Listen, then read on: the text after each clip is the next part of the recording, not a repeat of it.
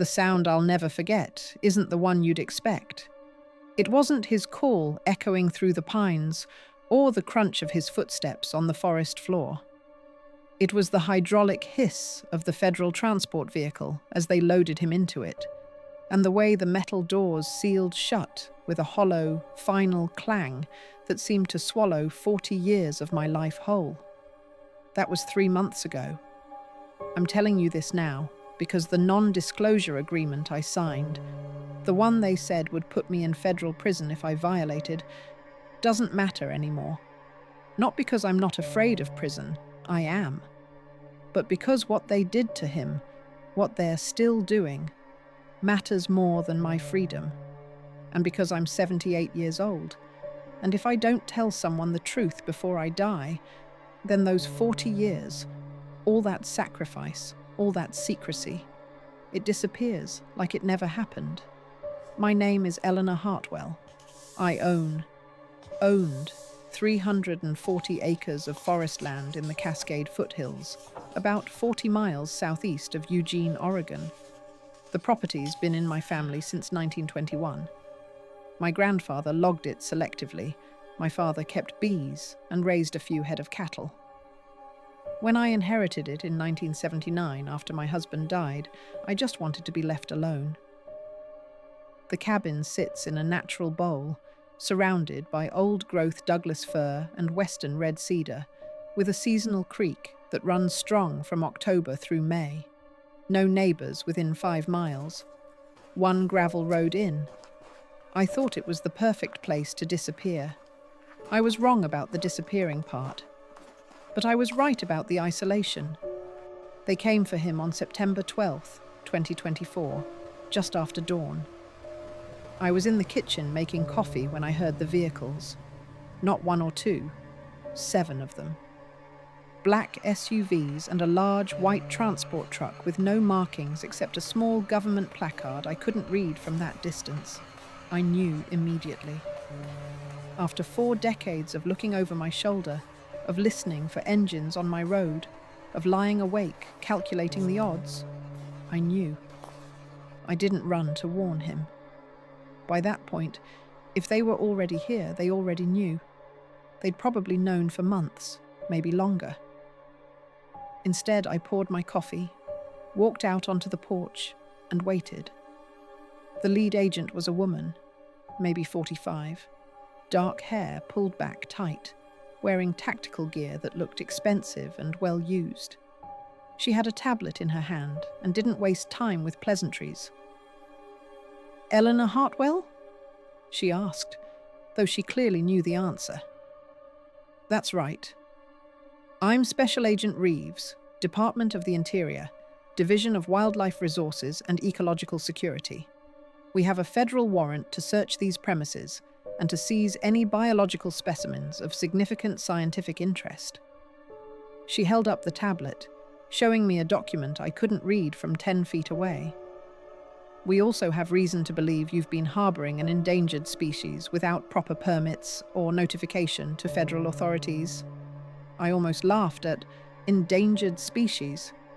That was one word for it. "How long have you known?" I asked. She studied me for a moment. "Thermal satellite imaging picked up an anomaly on this property in March of 2023. Took us 14 months to verify, get clearance, and plan the operation. We've had surveillance on site for 3 weeks." 3 weeks? They'd been watching us, watching him, and I hadn't noticed. Maybe I was getting too old for this after all. "Is he hurt?" The question came out before I could stop it, and I hated how desperate I sounded. Agent Reeves's expression didn't change, but something shifted in her eyes. Not quite sympathy, but recognition. She'd done her homework. She knew this wasn't a case of illegal exotic animal trading or some rich eccentric keeping a tiger in his basement. She knew I'd been protecting him. "The team is approaching the structure now," she said, ignoring my question. "I need you to remain here on the porch. Do not attempt to interfere. If you cooperate fully, we can discuss the legal ramifications afterward." legal ramifications. 40 years of felony wildlife violations. Obstruction of federal research.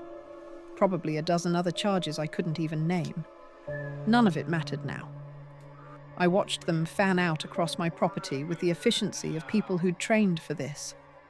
4 agents headed toward the old root cellar I'd converted decades ago, the one with the reinforced door and the ventilation system I'd installed in 1987. 2 more moved toward the tree line where his trails were. Another team began setting up what looked like scientific equipment near the vehicles. The root cellar door was locked from the inside. That was our system. If he heard strangers, he secured himself in. The door was 8 inches of solid oak with steel core plating I'd paid a welder in Cottage Grove to install without asking questions, telling him I was worried about bears. The man had looked at me skeptically, but took the cash and kept his mouth shut. The agents didn't bother trying to pick the lock. They had a device that drilled through the deadbolt in under 30 seconds. The sound echoed across the property, harsh and mechanical against the morning birdsong. I couldn't see inside from where I stood, but I heard the moment they made contact. Someone shouted, not in fear, but in that sharp, authoritative tone people use when they need others to stay calm and follow protocol. Then came the sound of equipment being moved, heavy tarps rustling, and the low, sustained rumble I'd heard thousands of times over 4 decades. His warning call. Not quite a growl, not quite a roar. A sound that registered in your chest before your ears processed it. "Tranquilizer ready," someone yelled. "Eleanor!" Agent Reeves grabbed my arm as I started down the porch steps. "Do not interfere." "You're going to scare him," I said, my voice cracking despite myself. "He doesn't understand. Let me talk to him, let me—" "There is no talking to it, Ms. Hartwell." Her grip was firm, but not painful. "It's an animal. A very large, very dangerous animal. My team knows what they're doing." I heard the pneumatic hiss of the tranquilizer gun. Once. Twice. Then silence, followed by the heavy sound of something massive hitting the ground. That silence was worse than any sound I'd ever heard. They brought him out 40 minutes later, strapped to what looked like a reinforced stretcher. I got my first clear look at him in daylight in years. We'd been so careful, only moving at night, staying in the shadows. But there he was, fully exposed under the clear September morning sky. He was 9 feet tall if he was an inch, probably close to 800 pounds. His body was covered in dark brown hair, almost black in places, with silver streaking through it, more silver than I remembered. His face was somewhere between human and gorilla, but neither, really. His eyes were closed from the tranquilizer, but I knew they were dark brown, almost black, with intelligence behind them that unsettled anyone who bothered to look. They loaded him into the white truck. I counted 12 people involved in the process, all moving with practiced coordination. Whatever this division was, they'd done this before. Agent Reeves came back to the porch while her team secured the vehicle. "We need to take a statement," she said. "You'll need to come with us to Portland. You can have an attorney present, but Ms. Hartwell, I'm going to be direct with you. Cooperation at this stage is your only option for avoiding federal prosecution. Do you understand?" I understood. I'd understood for 40 years that this day might come. I'd just hoped I'd die first. "Where are you taking him?" I asked. "That's classified." "Is he going to be hurt? Are you going to study him, dissect him, put him in some facility?" Ms. Hartwell. She looked at me with what might have been genuine pity. "That creature is potentially the most significant biological discovery in modern history. It will be treated humanely, extensively studied, and kept in secure containment. That's all I can tell you. His name is August. I said quietly. I called him August because I found him in August of 1983. He's not an it. He's not a creature. He's August. Agent Reeves's expression didn't change, but she made a note on her tablet. We'll need everything. Documents, photographs, any recordings, samples, medical records if you kept them. The federal government is seizing all physical and digital evidence related to this specimen. Specimen. 40 years. And he was a specimen. I watched the convoy leave my property, dust rising from the gravel road until even that settled back into stillness. The morning was beautiful. The kind of clear, crisp September day that makes the Cascades look like something out of a painting. Birds were singing. The creek was babbling over the rocks down the slope. Everything was exactly as it should be. Except the root cellar door was open, hanging on its hinges. Except my life's greatest secret was sealed in a federal transport vehicle heading to God knows where. Except I was 78 years old and about to explain to federal agents how I'd hidden an undiscovered species of great ape for 4 decades. I went inside, drank my coffee, and tried to figure out where to start the story. The problem with 40 years is there's no good beginning.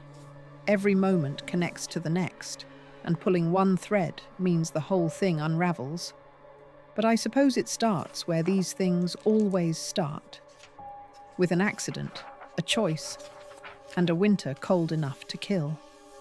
It was August 23rd, 1983.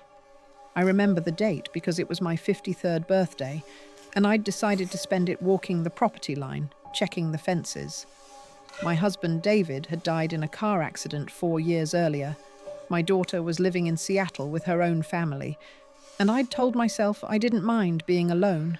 The truth was, I preferred it. People asked too many questions, expected too much. The forest didn't ask for anything except respect and attention. The property line runs along a ridge about 2 miles from the cabin, marking the boundary between my land and the national forest. It's steep terrain, thick with sword fern and salal, the kind of place you don't go without good reason and better boots. I was checking the fence because I'd found broken wire 3 weeks earlier, probably elk, maybe bear. I wanted to repair it before fall. I found him about a 1/4 mile from the main trail, in a ravine I normally avoided because the footing was unreliable. I heard him before I saw him.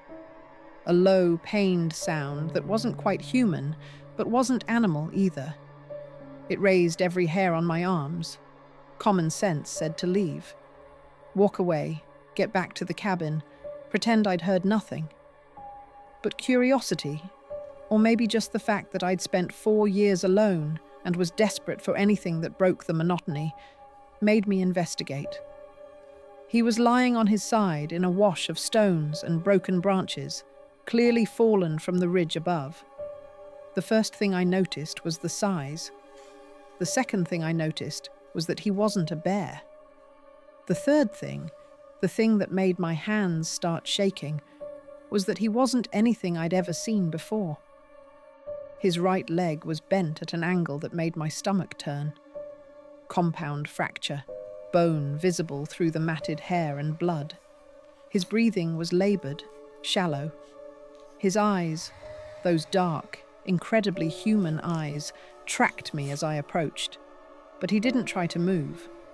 Couldn't, probably, between the leg and what looked like a head wound near his temple. I stood there for probably 5 full minutes, just staring. My mind was doing gymnastics trying to make him make sense. Bear.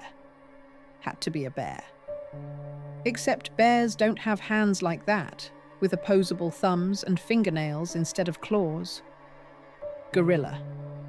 Except gorillas don't live in Oregon, and this face was longer, the brow heavier, the whole structure different. He made that sound again. Pain. Clear, unmistakable pain. I had 3 choices: walk away and let nature take its course. Find a phone and call Who? The sheriff? The Forest Service? Tell them I'd found Bigfoot bleeding in a ravine and watch them either laugh me off or send armed hunters to shoot him for a trophy. Or try to help. I chose help. God help me. I chose help. I ran back to the cabin, my mind already calculating. The ravine was too steep and too isolated to bring anyone else in, even if I trusted them. He weighed at least 600 pounds by my estimate. No way I could move him alone. But I had the old ATV David had used for hauling firewood, and I had a come-along winch in the shed. It took me 3 hours to rig a travois, drag him onto it, and haul him the 2 miles back to the property. He was conscious the whole time, watching me with those unnerving eyes, but he didn't fight. Either he understood I was helping, or he was too injured to care. The root cellar was the only option. It was originally built in the 1920s to store vegetables and canned goods, 10 feet by 12 feet, dug into the hillside behind the cabin with a thick door and natural earth insulation. I'd been using it for storage, old equipment, some of David's things I couldn't bring myself to throw away. I cleared it out that afternoon, working in a panicked haze, and by nightfall I had him inside with the door secured. Then I sat on the cabin porch and tried to process what I'd done. I'd just hidden a creature, a living, breathing creature that science insisted didn't exist, in my root cellar. I'd committed to caring for something I didn't understand, couldn't explain, and absolutely could not tell anyone about. Because if I told anyone, they'd take him. They'd put him in a lab, or a zoo, or worse. They'd make him famous, make him public, make him a commodity. And I'd seen the intelligence in his eyes. Whatever he wasn't just an animal.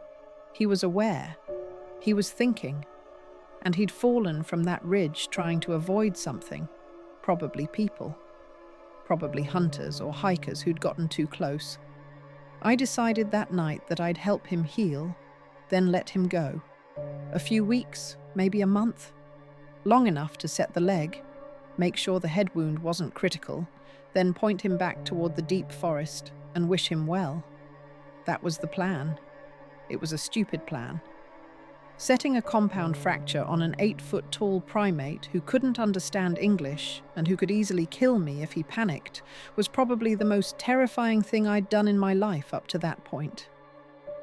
I'd helped David set a broken leg on a horse once, and I'd taken a veterinary first aid course when we were raising cattle. That was the sum total of my qualifications. I sedated him with veterinary tranquilizers I'd kept from the cattle days. Probably expired, possibly ineffective, definitely illegal to use on whatever he was. But he went under, and I worked fast. I cleaned the wound, set the bone as straight as I could manage, and splintered it with aluminum sheeting and wrapped bandages. The head wound I cleaned and closed with butterfly bandages. Then I gave him antibiotics meant for livestock and prayed. He slept for 18 hours. I sat in the root cellar with a lantern and my grandfather's hunting rifle, terrified he'd wake up violent or that the tranquilizer would stop his heart. When he finally opened his eyes, he stared at me for a long moment, then made a soft, huffing sound that might have been acknowledgement. That was the beginning. The first week was all logistics: food, water, waste management, keeping him calm.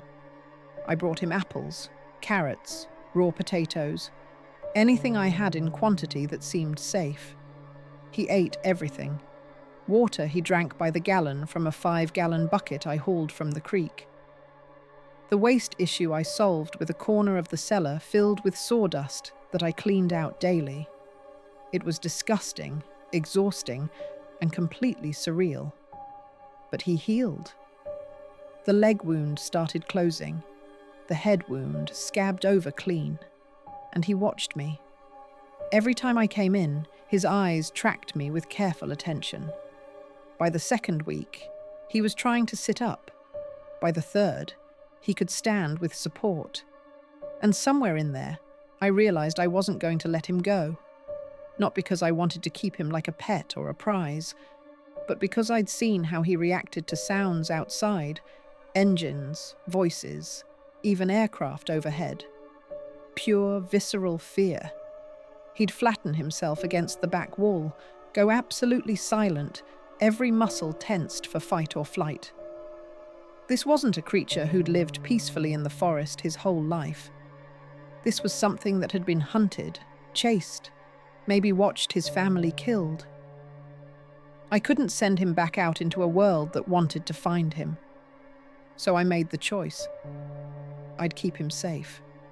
Here, on my land, where I could control who came and went. Where he could heal not just his body, but whatever trauma had left him hiding in ravines and running from every sound. I told myself it was temporary.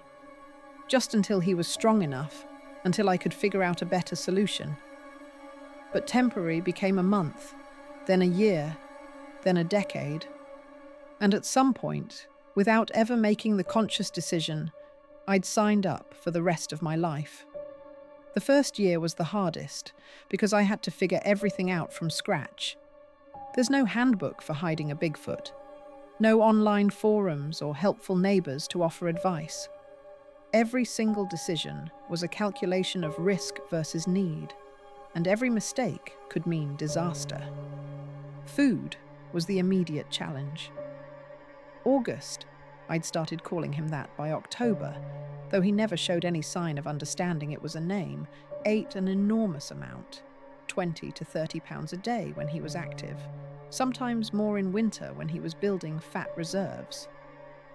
The financial reality of that hit me within the first month. At 1983 prices, I was spending close to $200 a week on food alone, which was nearly half my monthly income. I couldn't just buy crates of produce without people asking questions, so I got creative. That first autumn, I planted garlic, onions, and winter squash. Anything that would store well and provide calories. I told myself I was preparing for a hard winter, which was true, just not in the way anyone thought. By spring of 1984, I'd expanded the garden to cover nearly an acre, triple its original size. When my neighbour, Frank Gillespie, stopped by in May and saw the transformation, he laughed and said, "Eleanor, you planning to feed the whole county?" "Just like keeping busy," I'd said, which became my standard answer for everything. I bought a used chest freezer from the hardware store in Cottage Grove, told them it was for bulk meat purchases. Started hitting every sale at the grocery stores within a 50-mile radius. Pork shoulder for 99 cents a pound, chicken leg quarters for 40 cents, beef roasts marked down for quick sale. The butcher at the Eugene market got to know me, started saving bones and scraps he'd normally throw away. I told him I was making dog food. He never asked what kind of dog needed 30 pounds of scraps a week. I planted fruit trees, apples, pears, plums, knowing they'd take years to produce, but would eventually reduce my costs. Berry bushes went in anywhere I had space. Raspberries, blackberries, blueberries, elderberries. By 1986, the property looked like a small farm. People assumed I was becoming one of those back-to-the-land types, living off-grid and self-sufficient. They weren't entirely wrong. August ate everything: vegetables, fruit, meat, fish. He wasn't picky, but I learned his preferences through trial and error. Raw vegetables were fine, but he preferred them slightly wilted or softened. Fruit he'd eat in any condition, showing particular enthusiasm for apples and wild blackberries. Fish he ignored unless it was cooked, which struck me as odd for a creature I assumed had lived wild his whole life. The meat preference surprised me most. In October of '83, I'd shot a deer on the property, something I hadn't done since David died, but needed to do for both practical and economic reasons. I brought August a section of the hindquarter raw, assuming he'd devour it immediately. He sniffed it, made a huffing sound that I'd learned meant displeasure or uncertainty, and pushed it away with the back of his hand. I tried cooking a portion, roasted it over the wood stove until it was browned on the outside, still pink in the middle. That he ate immediately, making soft vocalizations that seemed like contentment. From then on, every piece of meat I gave him was at least partially cooked. It made me wonder about his species, about their evolution and behavior. Had they always been this way? Or had they learned it from watching humans? Had August specifically learned it from observing campfires or hunters? Or was there something about cooked meat, the breakdown of proteins, the easier digestion, that their biology preferred? I started keeping notes. Not scientific observations exactly, but records of what worked and what didn't. What he ate, when he ate, how much. His activity patterns, his sleep cycles, the sounds he made in different contexts. I told myself it was practical information, necessary for his care. But part of me knew I was documenting something that might never be documented again. The daily life of a creature science insisted didn't exist. The waste management situation was less pleasant, but equally necessary to solve. That first winter, I was cleaning the cellar twice a day, hauling sawdust and waste to a compost pile I'd established far from the cabin. It was back-breaking, disgusting work, and completely unsustainable. By spring, I dug a separate waste pit about 50 yards into the forest, connected to the cellar by a trail I kept carefully maintained. I taught August, through repetition and example, to use that area instead. It took 3 months, but he learned. Another mark of intelligence that science would never get to study. The root cellar became his home, but making it livable took months of work I had to do carefully and quietly. The original structure was just dirt walls, a packed earth floor, and a wooden ceiling supported by rough-hewn beams. Functional for storing potatoes, completely inadequate for housing a living being through Oregon winters. I started with insulation in November of '83, brought in bales of straw from a farm supply store 30 miles away, telling them I was winterizing my chicken coop. I lined the cellar walls with the straw, then covered it with salvaged plywood I'd collected from various sources over the years. The floor I covered with layers of canvas tarps and old blankets, creating a surface that was warmer and softer than bare earth. The wood stove installation in December almost ended everything. I needed professional help. This wasn't something I could do myself safely. I called a heating contractor in Eugene, told him I wanted to convert my root cellar into a workshop and needed heat. He came out, surveyed the space, and quoted me $800 for the stove and chimney installation. I didn't have $800. I negotiated him down to $650 by agreeing to do the trenching for the chimney pipe myself. He worked for 2 days, and the whole time I was terrified August would make a sound, or that the contractor would notice something off about the space, the ventilation system I'd jerry-rigged, the scratches on the walls, the enormous water buckets. But he was professional and incurious, did his job, collected his money, and left. The first time August settled in next to the stove on a cold January night, making that low, rumbling sound of contentment, I considered the $800. Money I'd scraped together from David's tool collection sold piece by piece. The best investment I'd ever made. Furniture came gradually. An old armchair I found at a yard sale for $5, sturdy enough to hold August's weight. Shelves built from scrap lumber for storing supplies. A heavy-duty tarp system rigged from the ceiling that August could pull across for privacy when he wanted it. By the end of the first year, the cellar looked less like a storage shed and more like a rustic living space. Cramped, certainly. Basic, absolutely. But dry, warm, and secure. The door reinforcement came after the first major close call, which happened in September of 1984. I was in town buying supplies when a hunter got turned around in the national forest and ended up on my property. He was walking up my road, rifle over his shoulder, when I pulled in with groceries. He waved, friendly and apologetic. "Sorry to bother you, ma'am," he'd said. "Got separated from my party and my compass is acting funny. Could you point me toward Forest Service Road 19?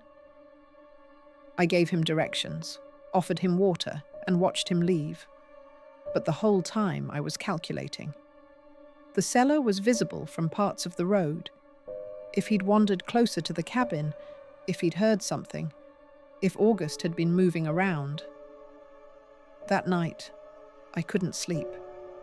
Kept thinking about all the ways it could have gone wrong. At dawn, I drove to Cottage Grove and found a welder, told him I wanted a door that could stop a bear. He looked skeptical, but started making sketches. "You're talking about something serious," he said. 8 inches of solid oak with steel core plating, heavy-duty hinges, deadbolts top and bottom. It's not going to be cheap. How much? $1,200 in materials alone? Another $8 for labor? $2,000. I had maybe $300 in my account. But I needed that door. I sold David's truck, the one he'd restored himself, the one I'd been keeping in the barn for sentimental reasons. Got $1,800 for it from a collector in Eugene. Combined with what I had, it was enough. The welder's name was Carl Peterson, and he asked more questions than I liked. "This is serious security," he said when he came to install it. "You worried about someone specific? Had trouble with thieves?" "Just want to be safe," I said. "Woman alone, middle of nowhere. Can't be too careful." He studied me for a moment, then looked at the door again. "Lady, that's not a bear door. That's a bank vault. I sleep better knowing it's solid." He didn't argue, just did the work. The door was massive, must have weighed 250 pounds. Took 3 of us, Carl, his assistant, and me, to hang it properly. When it was done, you could hear the dead bolts slide home with a solid thunk that meant business. August seemed to understand the door's significance. The first time I showed him how the interior bolts worked, he watched carefully, then practiced sliding them himself. His hands were large and clumsy with the mechanism, but he figured it out. From then on, if he heard vehicles or voices, he'd secure himself in without me having to tell him. The close calls continued throughout the 80s, each one teaching me something new about the boundaries of sustainable secrecy. In December of 1984, the power went out during an ice storm. Phone lines down, roads impassable, 3 days without electricity.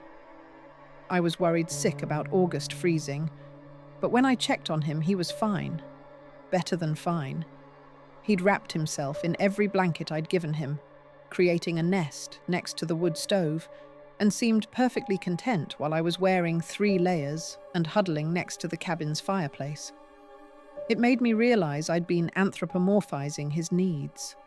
He wasn't human. His cold tolerance was different. His comfort range was different. He needed warmth, yes, but not the same way I did. I adjusted my care accordingly, focusing less on keeping the cellar as warm as I'd keep my cabin, and more on ensuring he had options, warm spaces and cool spaces, the ability to regulate his own comfort. In spring of 1985, the Forest Service did a timber survey that included a walkthrough of my property boundaries. I got a week's notice, enough time to ensure August stayed locked in the cellar and that I cleared any obvious evidence from the surrounding area. The surveyor was a young woman, maybe 30, professional and efficient. She walked my property lines, took notes, thanked me for my cooperation, and left. But for the 4 hours she was there, I was a wreck. Stood on the porch, drinking coffee after coffee, ready to intercept if she wandered toward the cellar. ready to create a distraction, ready to lie. She never came close, never had a reason to. But the incident taught me I needed better perimeter awareness.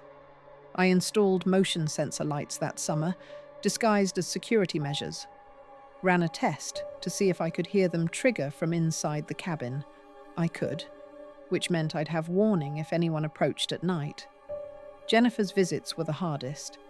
She came once or twice a year, usually for a long weekend, and every visit meant August had to stay locked in the cellar for days. No outdoor time, no movement, just sitting in that space, waiting for it to be safe. He hated it. I could see it in the way he paced afterward, in the agitation that took days to settle. But there was no alternative. In August of 1986, 3 years to the day after I'd found him, Jennifer brought her daughter Emma to visit. Emma was 6 then, curious and energetic, running everywhere, asking questions about every tree and rock and animal track. At one point, she found one of August's footprints near the creek, a partial impression in dried mud that was unmistakably not from any normal animal. "Grandma, what made this?" she'd asked, pointing. I barely hesitated. "Bear, probably. We get them through here sometimes."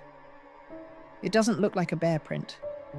Mud distorts things when it dries, makes shapes look funny." She accepted this because she was 6 and I was an adult. But Jennifer gave me a long look that said she knew I was lying about something, even if she didn't know what. That night, after Emma was asleep, Jennifer and I sat on the porch with wine. She asked me directly, "Mum, why don't you move closer to civilization?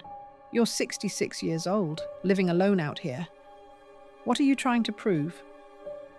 "I'm not trying to prove anything. I like it here." "You're isolating yourself. Since Dad died, you've just disappeared into these woods. It's not healthy." I wanted to tell her. God, I wanted to tell her that I wasn't isolated by choice, that I had a responsibility I couldn't abandon, that I was protecting something more important than my own comfort. But I couldn't.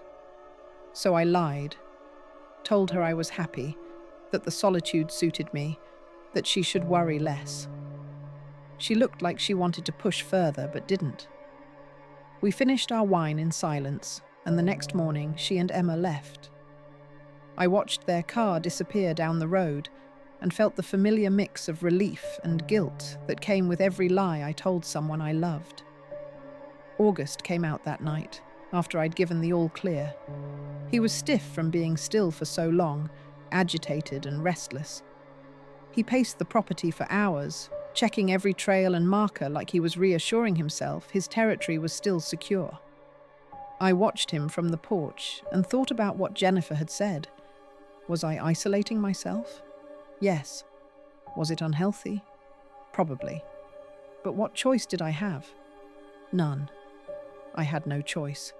I'd made my choice in August of 1983, and every decision since was just following that initial commitment to its logical conclusion.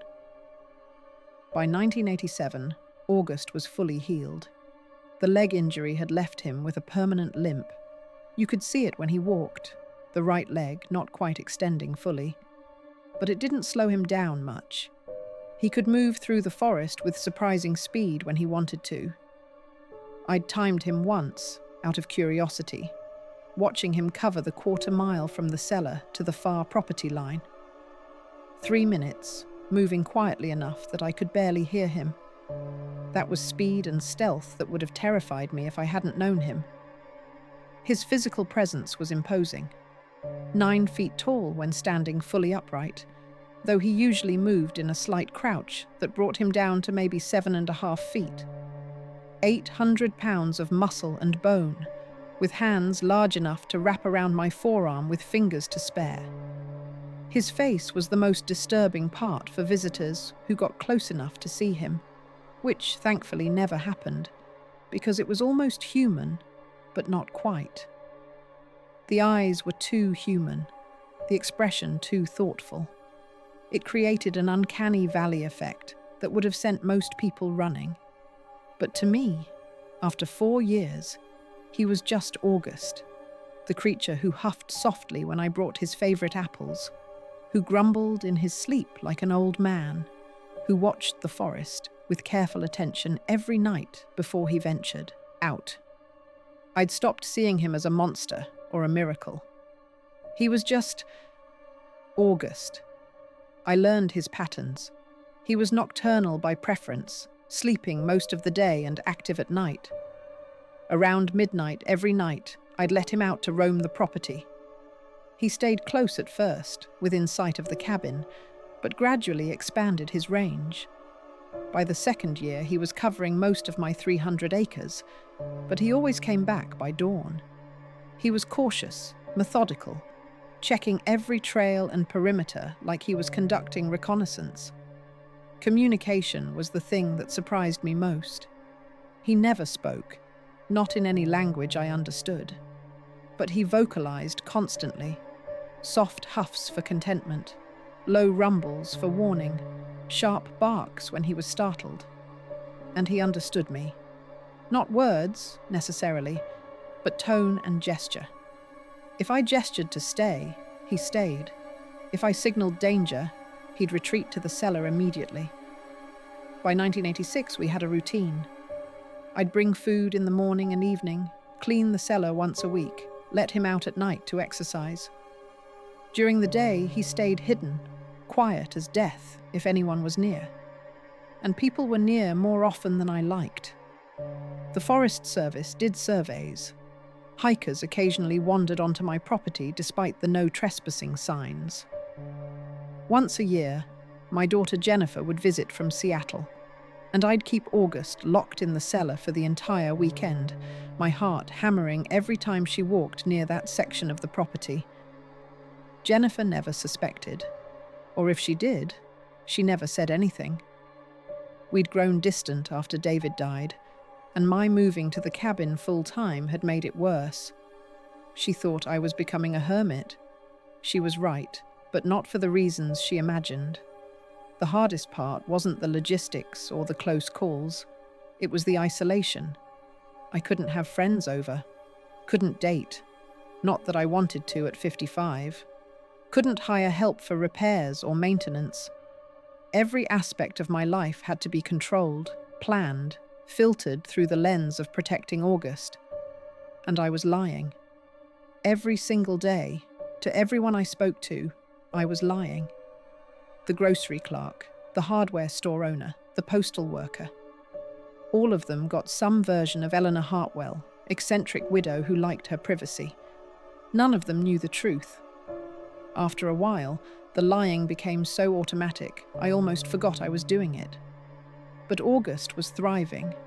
By 1987, he'd fully healed. The leg injury had left him with a slight limp, but it didn't slow him down much. He'd gained weight, his coat was thick and healthy, and those dark eyes had lost some of the haunted look they'd carried in the beginning. He was safe. Hidden, yes. Confined, absolutely. But alive and safe. I told myself that was enough. It had to be. The 1990s brought new challenges I hadn't anticipated. The Bigfoot phenomenon, which had been relatively quiet in the 80s, exploded in popularity. Suddenly there were TV shows, dedicated websites once the internet became accessible, organized search parties that treated the Pacific Northwest like their personal hunting ground. The Oregon Cascades, already a hotspot for sightings, became overrun with enthusiasts every summer, and my isolated property suddenly felt a lot less isolated. I had to become more careful, more paranoid, more prepared. I installed motion sensor lights around the perimeter in 1993, disguising them as security measures against the rising crime rates I told neighbors I was worried about. In truth, crime was non-existent out here. The lights were purely for detection, early warning if anyone approached the property at night, when August was most likely to be moving around. The blackberry and Scotch broom plantings came next. I'd read somewhere that the best security is making your property uninviting, so in the summer of 1994, I deliberately planted dense thickets of invasive blackberry and Scotch broom along the property boundaries. Sounds counterintuitive, inviting invasive species onto your land. But the stuff grows like wildfire and creates barriers that are genuinely painful to cross. Within 2 years, I had natural walls of thorns 10 feet high in places, and anyone trying to cut through them would make enough noise to wake the dead. People thought I was letting the property go wild. My neighbour, Frank, stopped by in '95 and commented that the place was looking overgrown, asked if I needed help with clearing. I told him I liked the privacy, that the wild look suited me. He shook his head like I was crazy, but didn't push it. Additional no trespassing signs went up every 100 yards along the property line. I had the county sheriff's number on speed dial for the rare times someone ignored them, though I tried to use that option sparingly. Too many sheriff visits would draw attention, create records, make people wonder what I was protecting. August, for his part, seemed to understand the increased risk intuitively. He became more cautious during his nightly excursions, sticking to the thickest cover, avoiding the ridgelines where his silhouette might be visible against the sky. When I gestured to communicate that there were more people around, more danger, he seemed to get it. His patterns changed noticeably. He moved slower, more deliberately, stopped vocalizing except when he was deep in the cellar where the sound wouldn't carry. The incident with the Bigfoot researchers in 1995 nearly gave me a heart attack. It was July, prime hiking season, when 3 people showed up at my gate with clipboards and cameras. The leader was a man in his 40s, enthusiastic and earnest in that way that immediately put me on guard. Ms. Hartwell, I'm Dr. Robert Chen from the Northwest Cryptid Research Institute. We've had several credible sightings in this area over the past 18 months, and we're requesting permission to set up trail cameras on your property. With your cooperation, of course. We'd compensate you for any inconvenience. No. I understand your skepticism, but our research is legitimate. We're not tabloid hunters. We're serious scientists investigating. I said no. This is private property. I don't allow filming or monitoring of any kind. He looked disappointed but pressed on. Ms. Hartwell, there's been thermal imaging in this area showing large bipedal heat signatures, movement patterns consistent with an undiscovered great ape. This could be the discovery of the century, and your property sits right in the middle of the activity zone. My heart was pounding, but I kept my voice level. Then I'm sure whatever you're looking for will show up somewhere else. My property is off limits. I value my privacy, and I don't appreciate people traipsing through my land with cameras. Now, if you'll excuse me, we're prepared to offer $2,000 for limited access. Get off my property. They left, but I knew that wouldn't be the end of it. Researchers that determined don't give up easy. I spent the next month doing perimeter sweeps twice a day, checking for unauthorized cameras or equipment, and I found them. The first camera was strapped to a tree about 50 yards inside my property line, positioned to capture the trail August used to reach the creek. It was a commercial trail camera, motion-activated, with an SD card that probably held weeks of footage. My hands were shaking as I removed it. If they'd caught him on film, even once. I checked the SD card on my old desktop computer, one of my few concessions to modern technology, purchased specifically for managing property records. The card had 147 images. I clicked through them with my stomach in knots. Deer, raccoons, an elk, a blurry coyote. Nothing unusual, which meant either they'd only just installed it, or August had somehow avoided triggering it. I found 2 more cameras over the next week, both positioned on my property, both aimed at high-traffic animal areas. I removed them all, extracted the SD cards, and mailed them back to the return address registered on the equipment with a note that said, "Trespassing on private property is illegal. Video surveillance without consent is illegal. Further incidents will result in law enforcement involvement and legal action. Eleanor Hartwell." I heard nothing back, but the cameras didn't return. Whether Chen and his team got the message or just moved on to other locations, I never knew. But the incident left me deeply shaken. These people had professional equipment, organizational backing, and the determination to trespass for their research. How many others like them were out there? The answer, I learned throughout the rest of the 90s, was too many. In 1996, a show called Tracking the Unknown aired an episode about Cascades Sasquatch sightings that mentioned my general area. They didn't name my property specifically, but they showed maps with locations marked, and at least 3 of those markers were uncomfortably close to my land. Tourism in the region spiked that summer. I had hikers knocking on my door asking for water, for directions, for permission to camp on my land. I developed a persona, the unfriendly hermit who didn't suffer fools. I was curt to the point of rudeness, made it clear I wanted nothing to do with Bigfoot hunters or cryptid enthusiasts, cultivated a reputation as the local crazy lady who shouted at trespassers.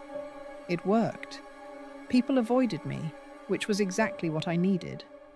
But the constant vigilance was exhausting.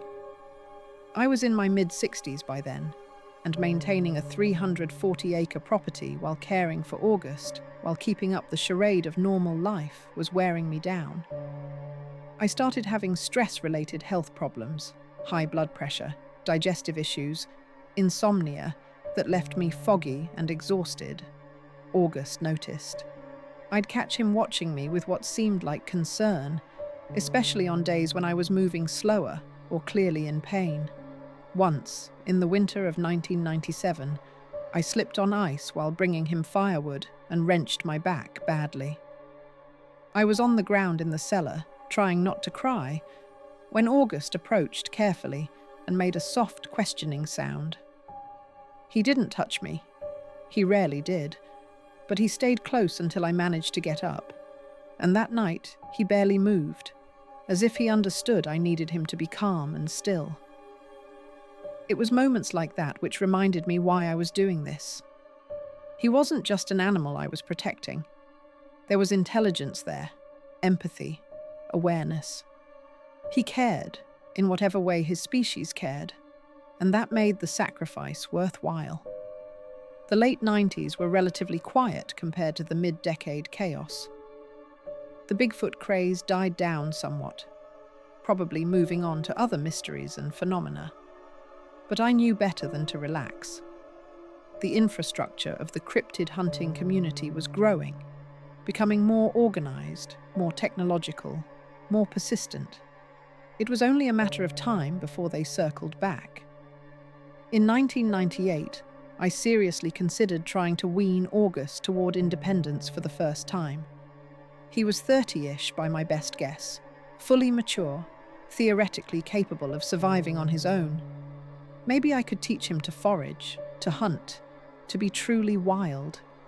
Maybe I could gradually extend his range until eventually he just didn't come back. It would hurt, but it would free us both. But the one time I experimented with this, leaving the cellar unlocked for 3 nights in a row, giving him the option to leave and not return, he chose to stay. Each morning I'd find him back in the cellar, sometimes sleeping, sometimes just sitting there waiting for me. On the 4th morning, I found him sitting outside the cellar door, and when I approached, he made a sound I'd never heard before. High-pitched, almost keening, definitely distressed. He didn't want to go. He'd chosen this life, captivity over freedom, because out there was uncertainty and danger, and here was safety and routine, and someone who cared whether he lived or died. Who was I to take that choice away from him? So I stayed the course, I tightened my belt financially. August's food costs had climbed to nearly $400 a month, eating into my already limited budget, cut my own expenses to the bone, and kept going. Sold more of David's tools, some furniture I didn't need, my mother's jewelry collection that I'd been keeping for sentimental reasons. Everything had a price, and August's safety was worth all of it. The turn of the millennium brought a new problem I'd been avoiding thinking about: my mortality. In January of 2002, during a routine checkup, my first in nearly 5 years, the doctor diagnosed me with high blood pressure and early-stage diabetes. Nothing immediately life-threatening, but both conditions required medication, lifestyle changes, and regular monitoring. "Ms. Hartwell," Dr. Morrison had said, looking at my chart with concern, "your blood pressure is 160 over 95. That's stage 2 hypertension. And your A1C is 6.7, which puts you in the diabetic range. We need to get these numbers down before you have a stroke or heart attack." I nodded, accepted the prescriptions, and drove home, trying not to panic. The medication was expensive, nearly $200 a month even with my Medicare coverage. But that wasn't the real issue. The real issue was that I was 72 years old with chronic health conditions, and August would almost certainly outlive me by decades. What happened to him when I died? I spent weeks spiraling on that question. Tried to plan, tried to think rationally about solutions. But every scenario ended badly. If I died suddenly, heart attack, stroke, accident, August would be trapped in the cellar until someone eventually found him. If I died slowly with prior warning, what was I supposed to do? Release him to fend for himself after 20 years of captivity? Call authorities and hope they'd be humane? Tell Jennifer and burden her with a secret that would destroy her normal life? There were no good options. I updated my will that spring, working with a lawyer in Eugene who asked no questions beyond what was legally necessary. The property would go to Jennifer, but with stipulations. It had to remain undeveloped for at least 10 years after my death, couldn't be sold to developers, had to be kept as wild land. I knew these restrictions wouldn't hold up forever, but they might buy time. Time for what? I didn't know. But it felt better than nothing. I set aside money in a separate savings account, every spare dollar I could scrape together, with instructions Jennifer wouldn't receive until after my death. The account was labelled Property Maintenance Emergency Fund, but really it was August's care fund, though I never put that in writing anywhere. I wrote letters, 3 of them, sealed in separate envelopes, dated and stored in my safety deposit box. One for Jennifer, explaining everything. One for the Forest Service or wildlife authorities, documenting August's existence and pleading for humane treatment. One for, I'm not sure who. Scientists, maybe. Anthropologists. Someone who'd care about the truth rather than the spectacle. All of it felt inadequate, like putting band-aids on a gunshot wound. But I didn't know what else to do. August, meanwhile, was showing his own signs of aging. The silver in his coat that I'd first noticed in the late 90s had spread dramatically by 2005. His entire muzzle was silver grey, and lighter strands were appearing across his chest and shoulders. The arthritis in his old leg injury had progressed to the point where cold, wet mornings left him visibly stiff, moving carefully until his joints warmed up. I bought veterinary anti-inflammatories in bulk from a supplier in Portland, crushing them into his food every morning. They helped, but only so much. Some days he'd barely move, just sitting in the cellar with his bad leg stretched out, making soft grunting sounds when he shifted position. I'd sit with him on those days, not talking. He wouldn't understand anyway, but just being present. Company seemed to help. The cellar itself needed constant maintenance now. 20+ years of heavy use had worn down everything. The wood stove needed repairs in 2003, then full replacement in 2007. The insulation had compressed and degraded, requiring me to tear it all out and redo it in 2004. The door hinges, despite being heavy-duty, had to be replaced twice. The floor covering was a constant issue. Tarps and blankets wore through quickly under August's weight, and I was replacing them every few months. Everything cost money I increasingly didn't have. My pension hadn't kept pace with inflation, and property taxes on 340 acres were climbing every year. In 2006, I had to sell 40 acres of timber rights just to cover August's food and my medical expenses for the year. The logging operation took 3 months and brought strangers onto my property daily, which meant August had to stay locked in the cellar the entire time. He emerged from that confinement thinner, agitated, with a new grey tinge to his coat that looked like stress. It took him weeks to settle back into his routines, and I felt guilty every single day. But what choice did I have? I needed the money, and the timber was the only asset I could monetize without losing the property entirely. Jennifer visited less frequently in those years, maybe once every 2 or 3 years instead of annually. She was busy with her own life, her own problems. When she did visit, in the summer of 2008, I could barely recognize her. She'd put on weight, had grey in her hair, looked tired in the way people look when life has worn them down. We sat on the porch drinking iced tea, and she asked the same questions she'd been asking for 20 years. "Mum, why don't you move somewhere easier? Somewhere with neighbours, with access to medical care? You're 78 years old. What if you fall?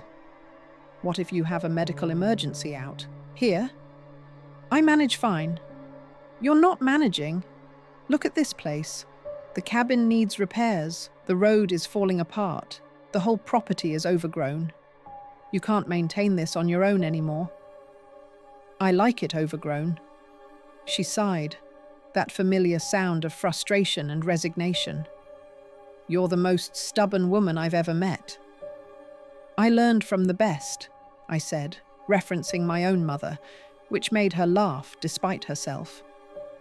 But after she left, her words haunted me. She was right.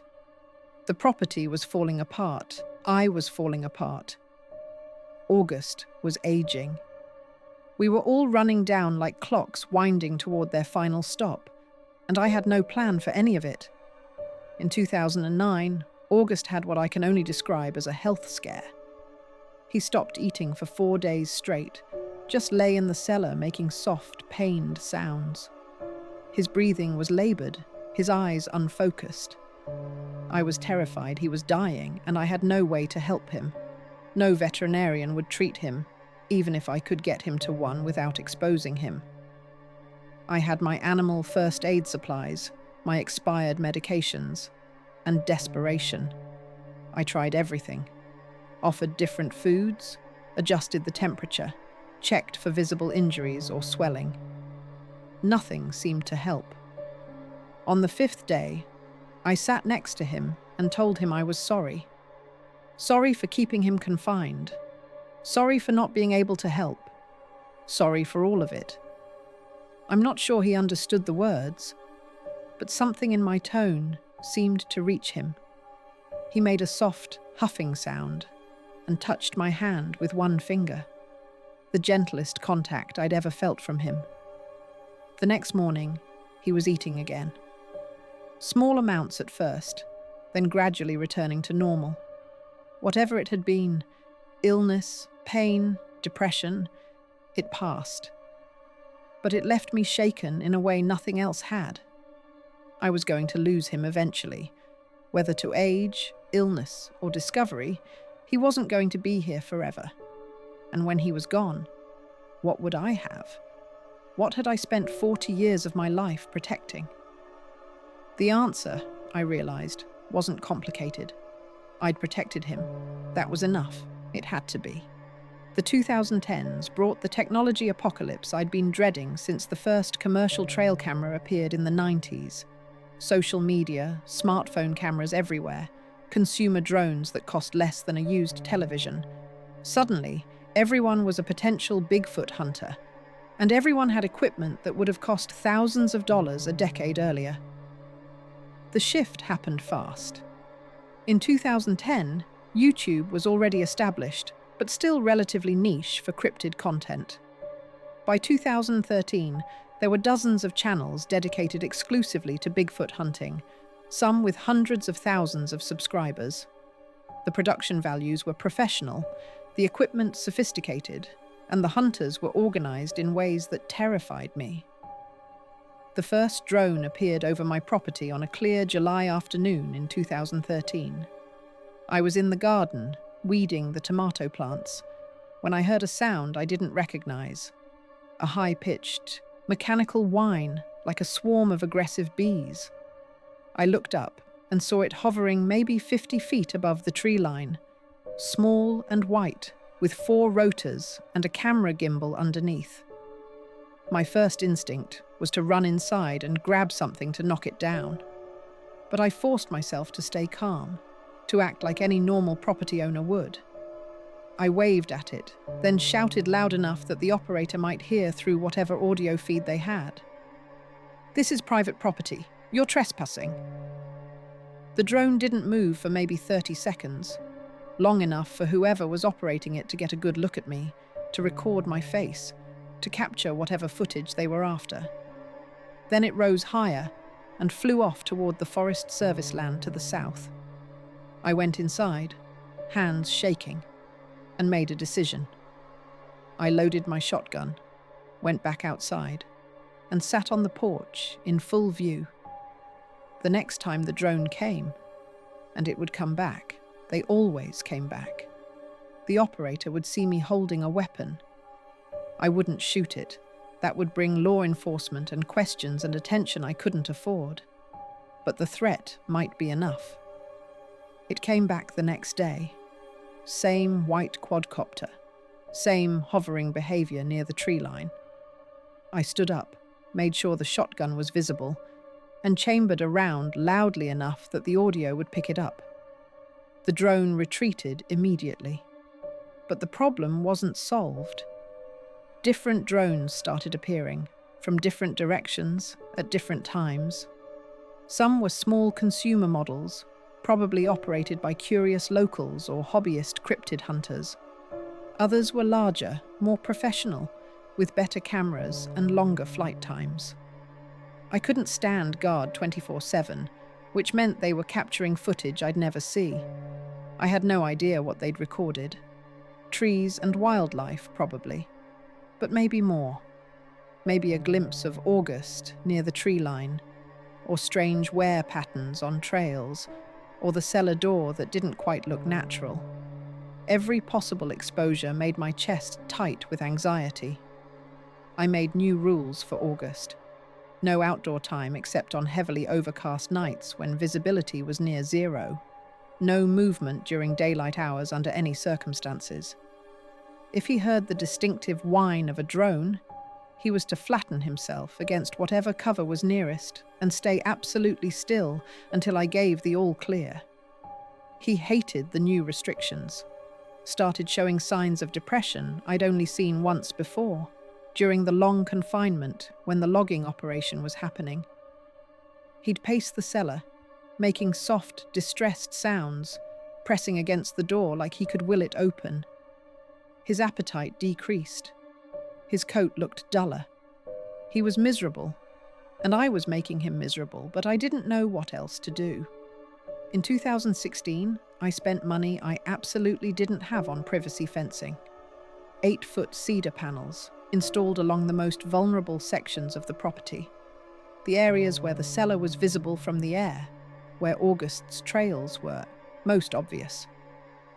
The installation cost $3,000, which I paid for by selling my mother's antique dining set, some of David's collectible tools I'd been saving, and a small parcel of timber I'd hoped to keep untouched. The crew that installed the fence asked predictable questions. "Privacy fence is unusual for rural property like this," the foreman had said. Most folks out here want open sight lines. I value my privacy, I said, which had become my standard response to everything. Fair enough. Though with this much fencing, you're basically creating a compound. Makes people curious about what you're hiding. I'd wanted to laugh at the irony, or cry. Instead, I just paid him and watched him leave. The fencing helped, but it wasn't enough. Couldn't be enough. Because the real threat wasn't casual hobbyists with consumer drones. It was the organized groups with professional equipment and serious funding. In July of 2017, I was in town buying supplies when I overheard a conversation at the hardware store.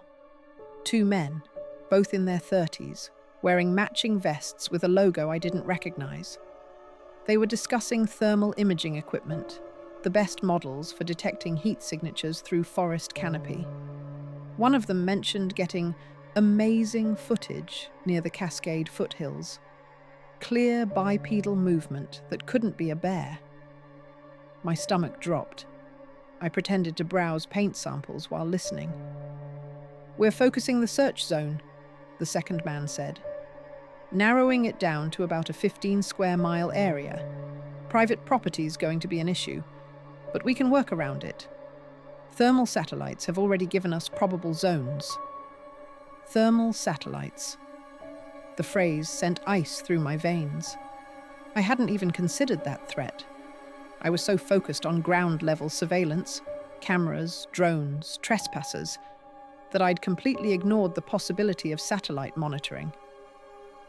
I left the store without buying anything, drove home in a panic, and spent the rest of the day trying to think through the implications. Thermal satellites couldn't see through solid structures, which meant August was safe when he was in the cellar. But his nightly movements, his outdoor time, the heat signature of a large primate moving across my property, that would show up clear as day on the right equipment. How long had they been watching? How much had they seen? And more importantly, how long did I have before they connected the dots, narrowed their search zone to my specific property, and showed up with warrants, or worse? I made another rule change for August. Outdoor time reduced to once a week, and only on nights when weather conditions, rain, fog, heavy cloud cover, would interfere with thermal imaging. It wasn't fair to him. It was barely humane. But it was the only way I could think to protect him. The footage incident happened in October of 2017. A Bigfoot research group, the same one from the hardware store conversation I'd later learn, announced they'd obtained compelling thermal footage of a large bipedal figure on private property in the Cascades. They held a press conference, released a teaser clip online, and promised a full documentary would follow. The footage went viral within hours. Shared across social media, picked up by news outlets, debated endlessly on forums and YouTube channels. I watched it on my laptop with my heart pounding so hard I thought I might pass out. The clip was only 30 seconds long. Grainy thermal imaging, showing a vaguely humanoid heat signature moving near a tree line at night. The figure was large.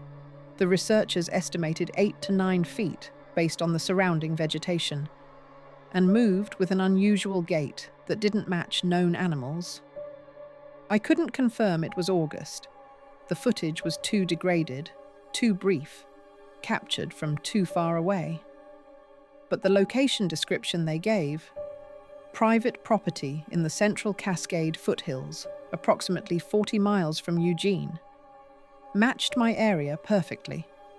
The terrain looked familiar. The movement pattern looked familiar. It might not have been him. Could have been an actual wild Sasquatch, or a hoax, or misidentified wildlife. But the timing lined up with a night in late September when I'd let August out against my better judgment, when he'd been so depressed and agitated that I couldn't bear to keep him locked up any longer. If it was him, I'd made a catastrophic mistake. If it wasn't, I'd gotten lucky in a way I didn't deserve. The fallout from the footage was immediate. Tourism to the region spiked. The Forest Service reported a 50% increase in hiking permits for the Cascade foothills. Local news crews started doing segments about Bigfoot sightings. Property owners near mine reported trespassers, unauthorized cameras, researchers asking for access. I became even more reclusive, even more hostile to visitors. Built a locked gate at the end of my road and posted signs that said, "No entry, private property.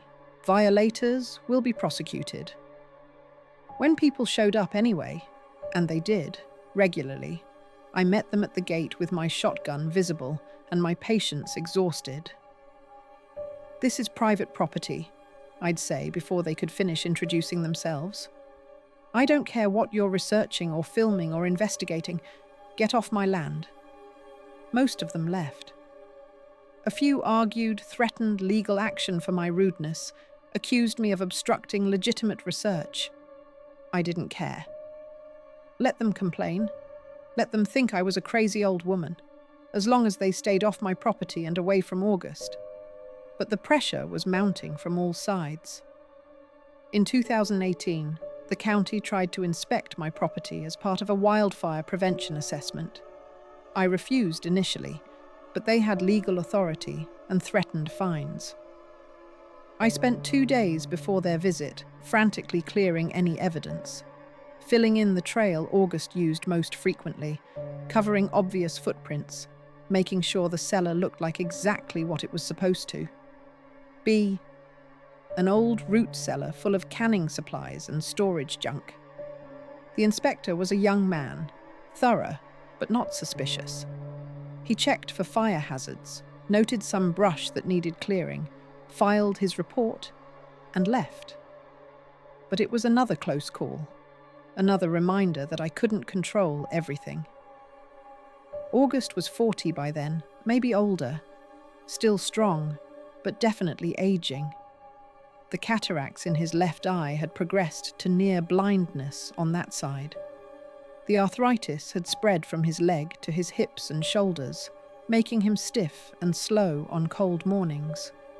He slept more, ate less, moved with the careful deliberation of someone managing chronic pain. I was 78 myself, dealing with diabetes that was getting harder to control, blood pressure that spiked every time I had stress, which was constantly, and osteoporosis that made me fragile and careful. We were both running out of time, and the world was closing in. In 2019, Jennifer visited for Christmas. It was the longest visit we'd had in years, 3 full days. And she spent most of it commenting on how run down I looked, how the property was falling apart, how I needed to consider assisted living, or at least moving closer to town. "Mum, you're almost 80. What happens if you fall and break a hip? What happens if your blood sugar crashes and there's no one here to help you? You're being irresponsible." "I'm managing." "You're barely surviving. This isn't living, it's just existing. And for what? What are you protecting out here?" The question hit like a physical blow. She'd asked variations of it before, but this time there was genuine concern mixed with the frustration. She wasn't trying to control me or change me. She was worried I'd die alone in these woods and no one would know for days or weeks. "I like my privacy," I said weakly. "Privacy isn't worth your life." We argued, as we always did. She left disappointed, as she always did. And I returned to my routine, as I always did. But on Christmas Eve, after Jennifer was asleep in the guest room, I went to check on August. He was sitting in the cellar, awake despite the late hour, and when I entered, he made that soft huffing sound that meant acknowledgement or greeting. I sat down next to him, something I rarely did anymore. "I can't keep doing this," I said quietly, knowing he didn't understand the words, but needing to say them anyway. "I'm too old, too tired, and the world's changing too fast. I don't know how much longer I can protect you." He turned his head toward me, his good eye catching the lantern light. For a moment, we just looked at each other, this ancient, impossible creature, and the old woman who'd devoted her life to hiding him. Then he did something he'd never done before. He reached out and very gently touched the top of my head, the gesture somehow both human and not. A benediction or acknowledgement, or maybe just connection. I cried that night, quietly, so Jennifer wouldn't hear. Cried for August, for myself, for 40 years of choices that couldn't be unmade. And I knew, bone deep, that we were approaching the end of something. One way or another, this couldn't continue much longer. The beginning of the end came in March of 2023, though I didn't know it at the time. There was a massive wildfire in the Cascades that year, far enough from my property that I wasn't evacuated, but close enough to warrant aerial surveys and fire management operations. Part of those operations involved thermal satellite imaging, government satellites monitoring the region for heat signatures that might indicate new fire starts or wildlife needing rescue. I'd heard about it on the news, but hadn't thought much of it. The technology existed, but I'd assumed it wasn't detailed enough to matter. I was wrong. Apparently, the satellites picked up anomalous thermal signatures on my property, signatures that suggested a large heat source in the root cellar and regular nighttime activity of something bipedal, large, and distinctly non-human in movement pattern. The data was flagged, reviewed, and eventually passed to the Department of the Interior's Division of Wildlife Resources and Ecological Security, a division I'd never heard of and wouldn't learn existed until they showed up at my door. But I'm getting ahead of myself. In March of 2023, all I knew was that the fire season had been bad, and I was grateful the property had been spared. August knew something was wrong, though. He'd been agitated all spring, pacing more, sleeping less, spending hours staring toward the south where the fires had burned. Whether he could smell the smoke or just sensed the disturbance, I don't know. But he was restless. Summer came and went without incident. Fall, too. I allowed myself to relax, to think maybe we'd cleared another year successfully. But in January of 2024, I started noticing small things. Fresh tire tracks on my road that disappeared before reaching the cabin. A broken branch on a tree that didn't look like wind damage. A motion sensor light that triggered without visible cause. I told myself I was being paranoid. 78 years old and jumping at shadows. But the feeling persisted. In April, I found a device. Small, black, no bigger than a deck of cards, strapped to a tree about 50 yards from the cellar. It had a camera, a transmitter, and what looked like a solar panel. Professional-grade surveillance equipment. My hands shook as I removed it. I took it inside, smashed it with a hammer, and buried the pieces in the garden. Then I spent the rest of the day frantically searching for others. I found 2 more, both aimed at high-traffic areas August used. I destroyed them the same way. But the damage was done. If they'd placed 3 cameras I'd found, there were probably others I hadn't. And whoever placed them had been watching for God knew how long. I considered running, taking August and trying to relocate, maybe to Canada or deeper into the wilderness. But I was 78, and he was 40-something with arthritis and cataracts. We weren't equipped for that kind of escape. And besides, if they had thermal satellite data, they could find us anywhere. I made a different decision. I decided to document everything. I bought a laptop, my first computer, and over the course of 3 months, I wrote down the whole story. Every detail I could remember from August 1983 to the present. I scanned old photographs, medical records, supply receipts, everything. I created multiple copies on USB drives and hid them around the property. If they came, I wanted proof that I'd done this to protect him, not exploit him.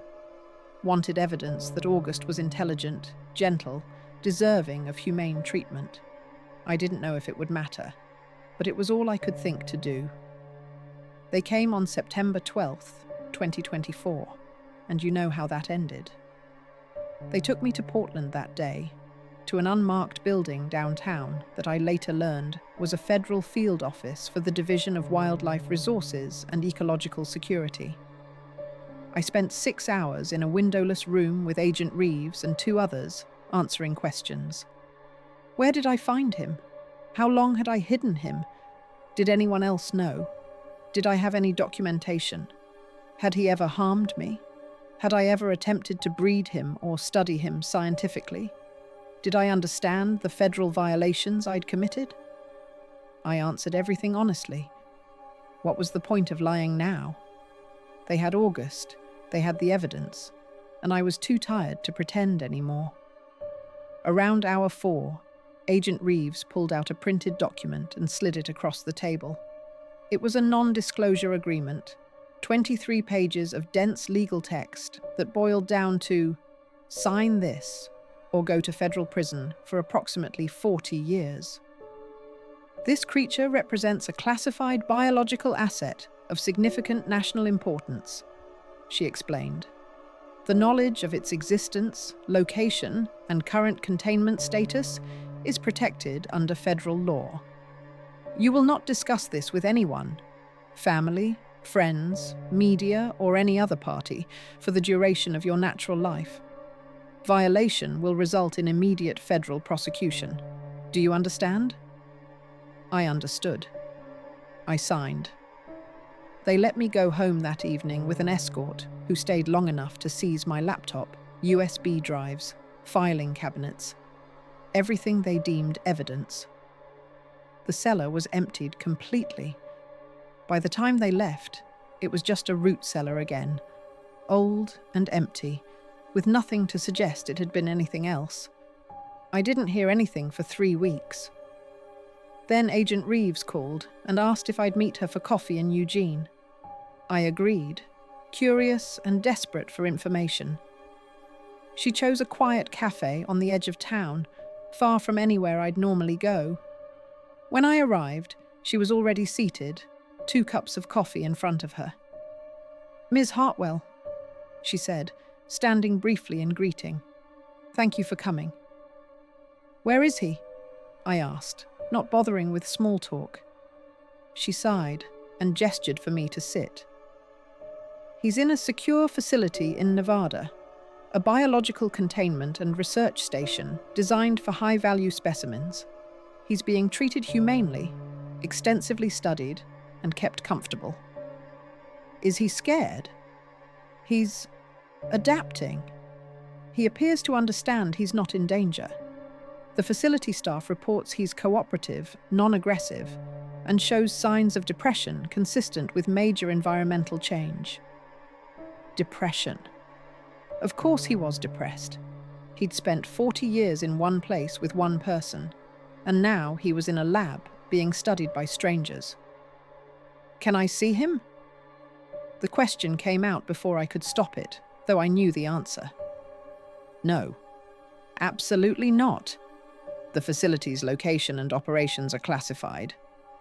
Ms. Hartwell, you need to understand, August, as you call him, is potentially the most significant biological discovery in a century, maybe longer. The scientific community doesn't even know he exists yet. The government is deciding how, when, or even if to disclose his existence. "He's not a discovery," I said quietly. "He's a person. Different, yes. But aware, intelligent, capable of suffering. You can't just lock him in a lab." Agent Reeves was quiet for a moment, then leaned forward. "Between you and me? I agree. I've seen the footage from the containment facility. I've read your documentation. That creature, August, exhibits cognitive function and emotional range consistent with higher primates, possibly comparable to or exceeding chimpanzees. He's not an animal in the traditional sense. Then help him, I said. Let him go. Find somewhere wild he can live safely. She shook her head. That's not my call. And honestly, Ms. Hartwell, where would he go? He's been in captivity for 40 years. He's elderly, injured, accustomed to human care. Releasing him would be a death sentence.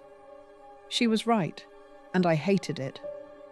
I'd saved him from dying in that ravine in 1983 by confining him, and in doing so, I'd guaranteed he'd never be free. Why are you telling me this? I asked. Because you deserve to know he's not being tortured or dissected. He's alive, cared for, studied with as much respect as the situation allows. And because... She hesitated. Because I have a daughter your daughter's age. And if I'd spent 40 years protecting something, I'd want someone to tell me it wasn't for nothing. She left shortly after that, leaving me with cold coffee and more questions than answers. I drove home in a daze, the forest blurring past the windows.